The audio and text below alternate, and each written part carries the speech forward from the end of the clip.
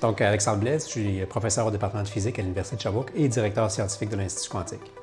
On voit souvent représenter un atome en physique quantique comme une espèce de système planétaire.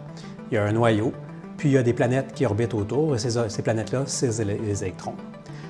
Ce n'est pas une très bonne représentation de ce qui se passe. Ce n'est pas la position qui prend des valeurs bien particulières, c'est plutôt l'énergie.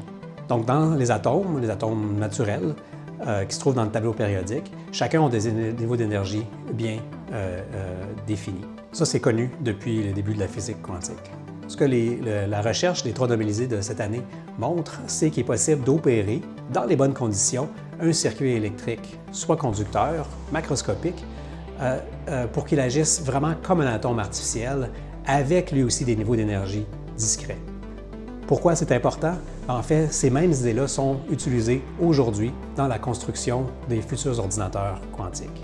Une chose qui est intéressante, c'est ce qui a été reconnu, c'est pas toutes les avancées vers l'ordinateur quantique que cette découverte-là a amené. C'est vraiment la physique fondamentale qui a été découverte à ce moment-là. Je pense que c'est très important de comprendre que cette physique fondamentale-là, c'est ça qui amène aujourd'hui à toutes sortes d'applications. Mais en soi, cette découverte-là est suffisante pour mériter un prix Nobel. Aujourd'hui, par contre, on va beaucoup plus loin.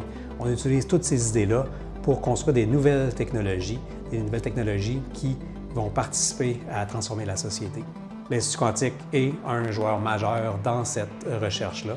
On va, dans notre cas, de la recherche fondamentale jusqu'à la mesure de ces dispositifs-là, jusqu'à créer les entreprises qui développent ces idées-là encore plus loin.